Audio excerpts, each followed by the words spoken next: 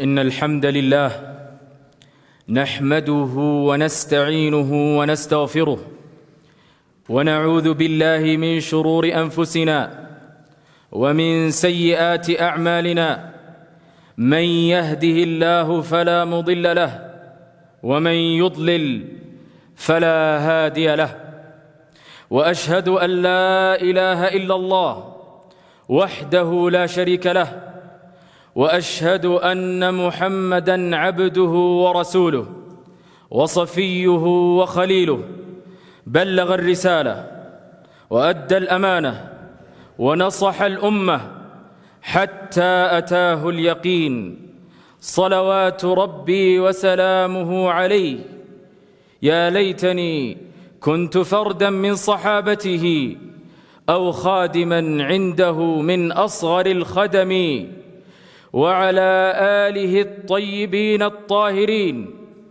وعلى أصحابه الغر الميامين وخص منهم الخلفاء الراشدون والأئمة المهديون أبو بكر الصديق وعمر الفاروق وعثمان ذو النورين وعلي أبو الحسنين وسعيد وسعد وابن عوف وطلحة وعامر فهر والزبير الممدح ومن تبعهم إلى إحسان إلى يوم الدين وسلم تسليما كثيرا أما بعد قال الله عز وجل يا أيها الذين آمنوا اتقوا الله حق تقاته ولا تموتن إلا وأنتم مسلمون أيها المسلمون أوصي نفسي وإياكم أن تتقوا الله حق التقوى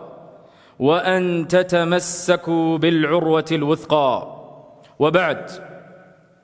There was a rich man who had a garden, and this garden came out with many crops and fruits, and he used to use this food to feed his family, and the excess of this food he would give it to the poor.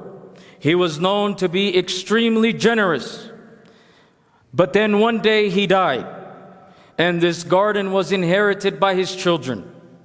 And their children, or his children, they did not want to follow the path of their father. So what did they do? They wanted the entire wealth to themselves. So one day, after their father passed away, when the fruits and the crops came out, they went out early morning to collect the crops, so that when the poor people come, because the poor people are expecting to get the excess of the crops and the fruits, so that when the poor people come, they can say to them, there's not enough crops for you, I am sorry. أَلَّا يَدْخُلَنَّهَا الْيَوْمَ عَلَيْكُمْ مِسْكِينَ, that no poor people can come to you. And Allah Azza wa Jal, He mentions the story in Surah Al-Qalam. But what happened after they came? They came to the garden in the early morning, and they seen that the fruits and the crops were destroyed. So they looked and they said, perhaps we went to the wrong garden. Inna ladallun. We are indeed went astray. But then they looked carefully. It was their garden. And they realized that Allah Azza wa Jal punished them for being greedy. بَلْ نَحْنُ مَحْرُومُونَ. We were prevented from benefiting from these crops and their fruits. And Allah Azza wa Jal, He tells us the punishment of greediness, of at-tama'. What does He say? He says that Allah Azza wa Jal will give us a punishment if we are greedy. وَلَعَذَابُ الْآخِرَةِ أَكْبَرُ. And the punishment of the hereafter is even greater. My brothers and sisters, you guys live in this country in a very fortunate manner for many of you. And many of you may be greedy, at-tama'. Know that at-tama', as Umar ibn al-Khattab radiyallahu ta'ala an, he told us, at-tama'u faqrun wal-iyasu ghina. That greediness is a form of poverty, and the opposite of it, being complacent, is a form of richness. And Ali ibn Abi Talib radiallahu ta'ala anhu, he says that at-tama' riqqun mu'abbad, that greediness is a lifetime of slavery. It's a form of slavery. It's a form of imprisonment. You are imprisoned in your own mind because you will give up your own dignity and honor for the sake of greedy. And greediness is a trait that we have inherited. What caused our father Adam alayhi salam to come out of Jannah, to come out of paradise, except greediness? At-tama' is what got our father Adam alayhi salam outside of Jannah and to this wretched world. So just like our father Adam was taken from paradise and was brought to this wretched world, if you are greedy like he was, you will be living a wretched life. You will be in a life of humiliation.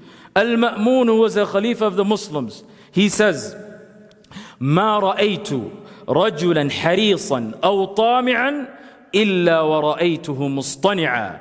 I haven't seen any man who was greedy in terms of looking for wealth, except that he was fake. He was not real. He was manufactured in a lab. You can tell when somebody's greedy. They lose their relationships because of their greediness. They lose their honor and dignity because of their what? Because of their greediness. Al-abdu hurrun ma qani' wal-hurru abdun ma tami'.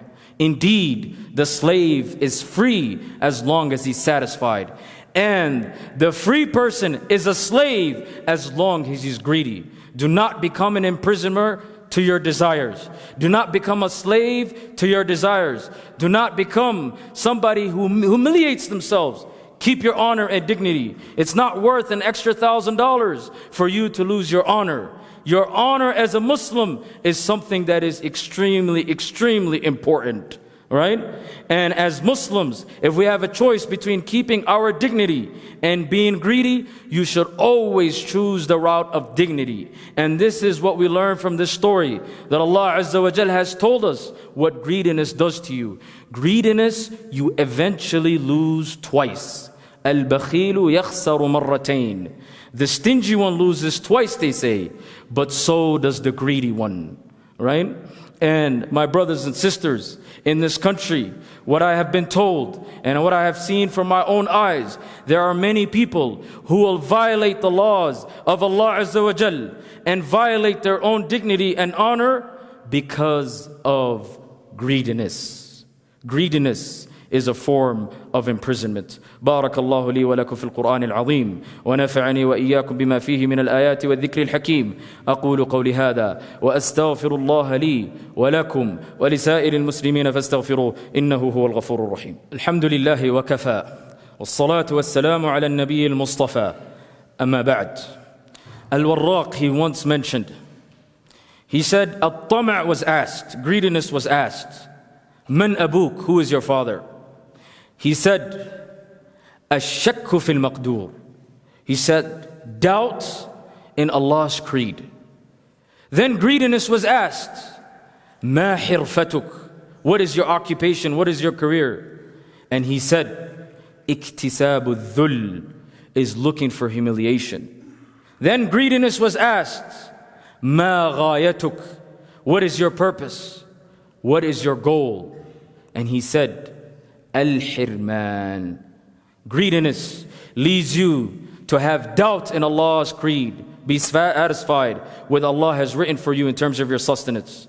Greed leads to humiliation. You will lose your values and leave your dignity and honor for the sake of greed.